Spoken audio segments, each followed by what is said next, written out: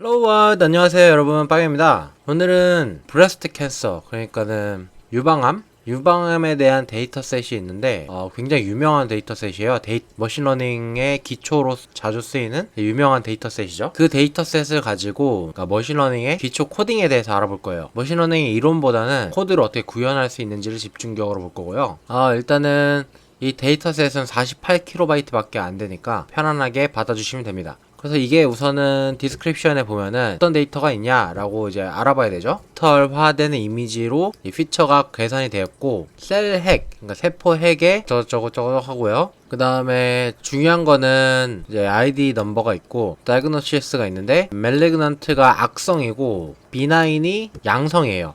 둘 다 이제 위험이 있는 암세포들인데, 이제 멜리그넌트는 변형이 되고 전이가 되고 이런 게 악성 종양이고, 비나인은 그냥 양성, 전이 되거나 그럴 확률이 낮은 양성 종양이다. 그래서 우리는 이제 멜리그넌트, 악성인지 비나인, 양성인지 그거를 구별할 거예요. 이 이미지 데이터는 아니고 텍스트 데이터인데, 어떤 이게 숫자로 된 데이터들을 보고서 이 종양은 악성 종양이다, 이 종양은 양성 종양이다, 이거를 판단할 겁니다. 그래서 이제 그 각각의 피처들에 대한 설명이 아래쪽에 굉장히 자세하게 나와 있어요. 종양의 반지름이라든지 종양의 질감 이런 것들이 나와 있어요. 그래서 이런 것들은 자세히 한번 살펴보시면 될 것 같고요. 그래서 코드로 바로 돌아가겠습니다. 그래서 우리가 오늘 사용할 패키지는 numPy, 그 다음 판다스, 매플라립, 그 다음에 시본 이렇게 사용하죠. 우리가 그래프 좀 예쁘게 그리고 싶을 때는 이 두 가지 이렇게 사용해요. 판다스는 CSV를 읽고 싶을 때 사용하고요. numPy는 선형대수나 아니면은 여러가지 숫자에 관련된 행렬 연산할 때 사용하고, 그 다음 우리가 지금 오늘 핵심적으로 사용할 패키지는 scikit-learn인데요. 이만큼이나 사용해요. 각각의 모듈을 소개해드리면, 트레인 테스트 스플릿은 데이터셋 전체 중에서 트레이닝 데이터랑 테스트 데이터를 분리할 때 사용하고요. 그 다음에 K-fold, 크로스벨 스코어, 크로스벨 프리딕트 이런 것들은 크로스 밸리데이션에 대해서도 살짝 알아볼 건데, 그때 다시 설명을 드리도록 할게요. 그 다음에 요거는 이제 매트릭을 저희가 확인하기 위해서 사용하는 거고, 맨 아래쪽에는 그 우리가 사용할 머신러닝 메소드들에 대해서 나와 있습니다. 그래서 서포트 벡터 머신하고 로지스틱 리그레션, 랜덤 포레스트 클래시파이어, K 니어리스트 네이버스 클래시파이어, 디시전 트리 클래시파이어, 이렇게 5개를 각각 사용해 볼 거예요. 굉장히 간단하니까 걱정하지 마시고요. 자, 일단은 이제 데이터셋을 받았으면은 판다스를 사용해서 read CSV로 읽어줍니다. 그래서 이걸 로드해서 읽어주면은 항상 우리가 읽으면 하는 것들 있죠. 데이터에 head라는 명령을 써서 어떻게 생겼는지 한번 보겠습니다. 그래서 아까 말했듯이 데이터에 ID가 있고요. 이건 각각 사람을 뜻하는 것 같은데, 사람이나 아니면은 세포의 아이덴티티를 뜻하는 것 같은데, 이건 몰라도 되고요. 우선은 diagnosis, 이제 M이랑 B가 있다고 그랬죠. 다이그노시스는 M이랑 B가 있는데, M이면은 악성이고 B면은 양성이다 라는 거고요. radius mean, texture mean 이런 것들, 피처들이 여러 개 있어요. 지금 보시면 굉장히 많아요. 저도 이 피처들이 각각 뭘 뜻하는지 정확히는 모르거든요. 그치만 그래도 분석이 가능하다는 거. 일단은 데이터를 약간 가공해야 되기 때문에 이제 데이터의 info라는 메소드를 쳐서 데이터의 형태가 어떤지, 그 다음에 널인 데이터들이 좀 있는지, 비어있는 데이터 이런 것들이 있는지 한번 살펴봅니다.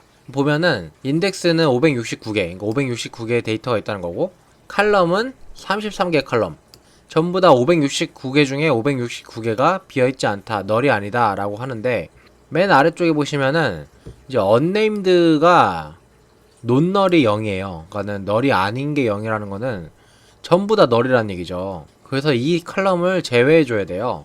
일단은 요 아이디는 널이 아닌 게 전부 다 널이 아니지만, 아이디 정보는 사실 우리가 머신러닝에 필요가 없는 정보거든요. 그냥 개인적인 정보이기 때문에 필요가 없으니까 같이 빼줍니다.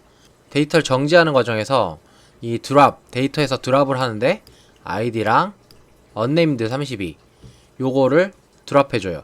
그 다음에 이 다이그노시스가 M이랑 B라고 나와 있었으니까 이거를 좀 컴퓨터가 이해하기 쉽게 숫자로 바꿔줄 거예요. 그래서 B9 같은 경우, 양성 같은 경우는 0으로 바꿔주고, 악성은 1로 바꿔줘요. 그래서 맵이라는 메소드를 사용해서 이렇게 대체를 해줄 겁니다. 대체를 해준 다음에 다시 한번 찍어보면은 우선 ID 컬럼이 없어졌죠. ID랑 unnamed 32 컬럼이 뒤에 사라졌어요. 사라지고 그 다음에 우리가 한 대로 diagnosis가 이제 1, 뭐 0, 0도 있겠죠. 이제 바뀌었어요. 이제 전부 다 이제 숫자로 바뀌었고 널인 컬럼들이 없어졌으니까 이번엔 describe를 사용해서 데이터셋의 어떤 개요를 살펴보도록 하겠습니다. 살펴보면은 이런 식으로 몇 개의 데이터가 있는지, 그 다음에 평균은, 각각의 평균은 몇인지, 뭐 이런 것들이 이제 나오죠. 이런 것들을 보면 기분이 좋아져요. 네, 편안해집니다. 그리고 시본 패키지 사용해서 다이그노시스의 분포가 어떻게 되는지 한번 살펴보도록 하면은 0인 거, 그러니까 비나인, 양성인 거는 요 정도 있고 악성인 건 요 정도 있고, 데이터가 약간 불균형하긴 한데요. 엄청 심한 정도는 아니에요. 그래서 그냥 사용하도록 하겠습니다. 이 데이터가 엄청나게 불균형하면은 두 개를 이렇게 좀 맞춰주는 작업을 해야 되는데 이번에는 그냥 사용하도록 할게요. 트레이닝 데이터랑 테스트 데이터를 분리해야 되는데 트레인 테스트 스프릿 사용해서 이 데이터를 트레이닝 셋과 테스트 셋으로 분리를 해줍니다.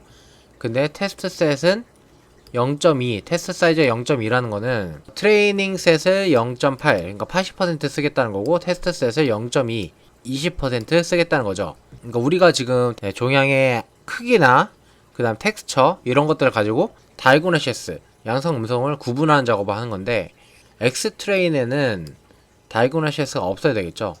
그러니까 X를 어떤 모델에 넣어서 Y를 끌어내고 싶은 거잖아요. 근데 X는 이제 뭐 레디어스나 텍스처나 이런 것들 넣어서 이제 다이고노시스를 Y를 알고 싶은 거니까 다이고노시스가 X에 들어있으면 안 되겠죠.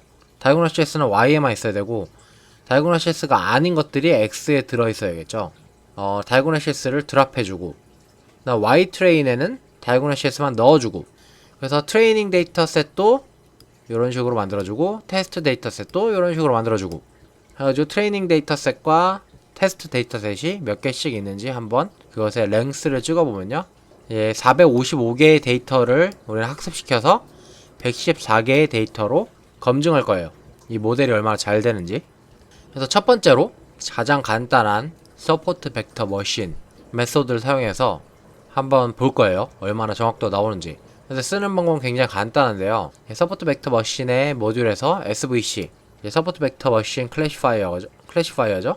이거를 이니셜라이즈를 해준 다음에 fit을 사용하면은 그냥 피팅이 돼요. 그러니까 학습이 돼요. 그래서 여기다 넣어줄 파라미터는 xtrain하고 ytrain 넣어주면은 이 모델이 학습이 굉장히 빨리 됩니다. 컴퓨터가 좋아서 금방 돼요. 이제 학습이 된 모델을 검증을 해야 되겠죠. 검증하는 것도 굉장히 간단한데 이제 모델에 predict를 써가지고 xtest를 predict를 하면은 이제 y 값이 이제 우리가 예측한 y 값이 나오겠죠. 그래서 y pred에 저장해 줄 거예요. 다 예측한 값이 나오면 scikit-learn의 매트릭스의 accuracy 스코어를 사용해서 그러니까 정확도 스코어를 퍼센트로 알려주는 건데 y pred와 y test, 그러니까 우리가 예측한 값과 정답값을 비교해서 그것의 차이, accuracy를 구해라 라는 거예요.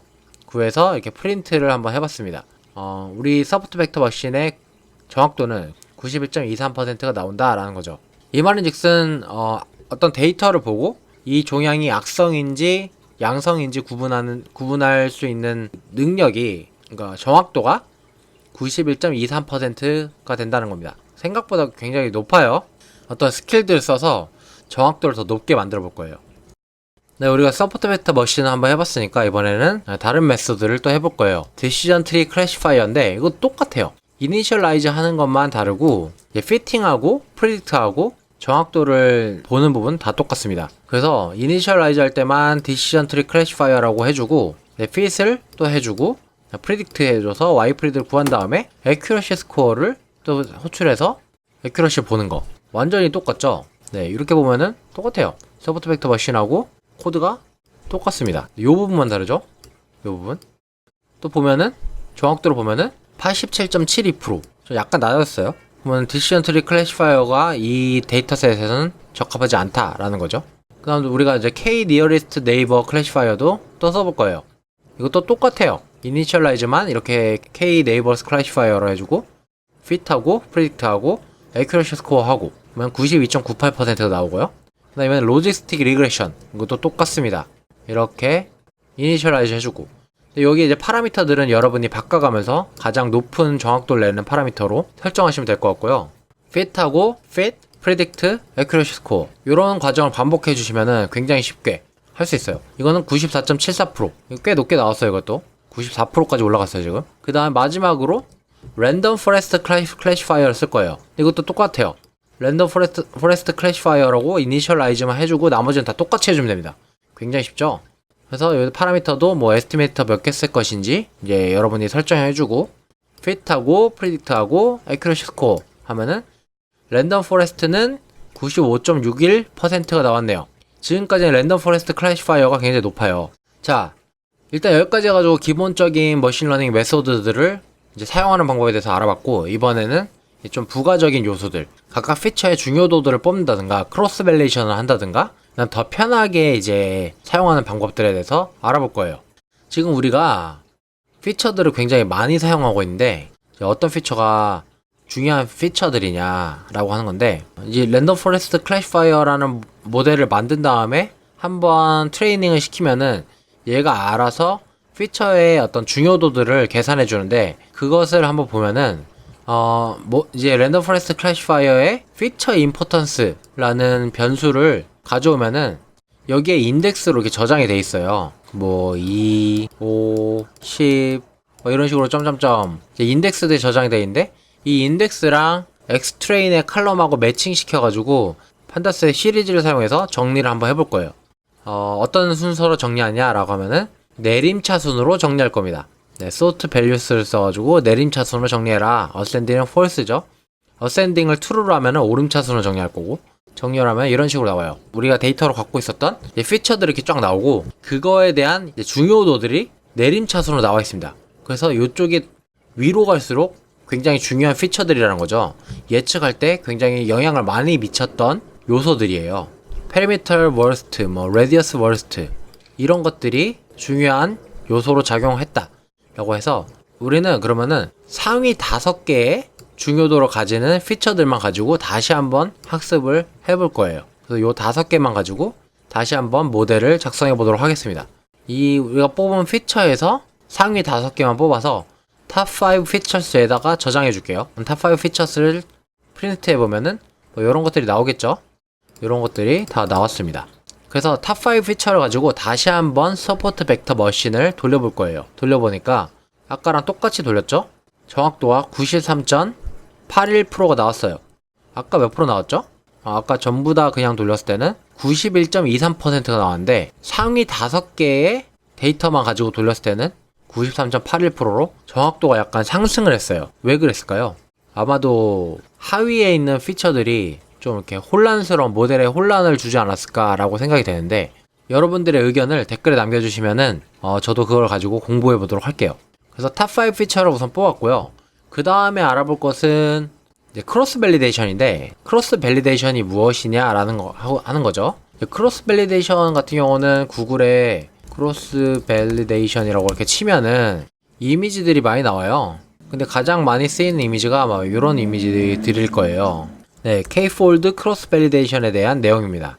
각 로우들이 이터레이션 1, 이터레이션 2, 이터레이션 3 이렇게 되는 거고요. 그러니까 반복 학습을 하는 경우죠. 그래서 첫 번째 반복에는 요 애들을 트레이닝 데이터로 쓰고 얘를 테스트 데이터로 쓰고, 두 번째 반복에서는 얘를 테스트 데이터로 쓰고 나머지를 트레이닝 데이터로 쓰고, 세 번째 반복에서는 얘만 테스트로 쓰고 나머지를 트레이닝으로 쓰고, 이런 식으로 해서 트레이닝 데이터랑 테스트 데이터를 약간 이렇게 K개의 세트로 나눠가지고 밸리데이션 하는 방법이에요. 크로스 밸리데이션 왜 쓰냐 하면은 데이터셋이 굉장히 적을 때 트레이닝 데이터를 어떻게든 최대한 늘려보려고 쓰는 겁니다. 우리나라 말로는 교차 검증이라고 하는데, 이런 교차 검증 과정 크로스 밸리데이션을 통해 가지고 정확도를 약간 상승시키는 효과를 볼 수가 있어요. 그래서 이 크로스 밸리데이션을 어떻게 하느냐라고 하면은, 이번에 약간 멍청한 방법으로 크로스 밸리데이션을 한번 하고 조금 스마트한 방법으로 크로스 밸리데이션을 할 수 있는 방법에 대해서 알아보겠습니다. 우선은 우리 모델을 정의를 해주고 서포트 벡터 머신을 사용할 거고요. 그 다음에 Kfold라는 클래스가 있는데, 이 클래스가 굉장히 편한 게 내가 몇 개의 이터레이션을 돌 것인지를 이제 지정만 해주면은 자동으로 그 개수만큼 우리 지금 여기는 K가 5죠. K 5개, 5개만큼 분리를 해줍니다. 이 이미지에서 여기는 K가 4였는데, 우리는 여기에 하나가 더 있어가지고, 5번의 이터레이션을 도는 거예요. 그래서 5개의 스플릿된 데이터로 크로스 밸리데이션을 하겠다라는 거예요. 자, 그래서 그렇게 나눈 다음에 CV에 저장해줬죠. 그래서 포문을 돌면서 CV에 스플릿을 하면은 이게 5번을 도는데, 트레인 인덱스에는 트레이닝 데이터셋에 대한 인덱스가 들어있고, 테스트 인덱스에는 테스트 데이터셋에 대한 인덱스가 들어있는 거예요. 그래서 우리 전체 데이터셋에서 iLocation을 사용해가지고 트레이닝 인덱스에 포함된 데이터만 불러온 다음에 탑5 피처스로 한번 필터링을 하고 X트레인에 저장해주고, Y트레인도 똑같이 트레인 인덱스를 포함한 데이터만 뽑아낸 다음에 다이고노시스만 저장하고, 이런 식으로 해서 크로스 밸리데이션 데이터셋을 만들 수가 있어요. 테스트 데이터셋도 마찬가지로. 달라진 점은 테스트 인덱스로 바뀌었다는 거죠. 여긴 트레이닝 인덱스고 마찬가지로 해줍니다. 모델의 fit을 사용해서 마찬가지로 또 피팅을 해줘요. X트레인, Y트레인. 그 다음 predict도 마찬가지로 또 해주고, 여기는 아까랑 똑같죠. 똑같은데 마지막에는 이걸 이제 5번을 이터레이션 돌겠죠. 5번 도니까 이제 비어있는 리스트를 하나 만들어서 여기다 append를 해줘가지고 accuracy를 계산해 볼 겁니다. 자, 밑에 보면은 결과값이 나와 있는데, 처음에 한 번 돌았을 때는 78%였다가 89%였다가 97%였다가 92%였다가 93%. 그래서 최종 정확도는 93.8% 이렇게 나왔어요. 근데 이거는 되게 코드가 길잖아요. 저는 긴 코드를 좋아하지 않기 때문에 이걸로 원리를 이해하신 다음에 익숙해졌다 싶으면은 짧은 코드로 크로스 밸리데이션 샘플 겨우 4줄밖에 안 돼요. 4줄의 코드로 한번 해보겠습니다. 자, 소프트 벡터 머신 모델을 정의를 해준 다음에, 여기까지는 뭐 마찬가지예요. 그 다음에 K폴드로 5개로 나누겠다 라고 한 다음에 크로스 벨 스코어라는 굉장히 좋은 메소드가 있어요.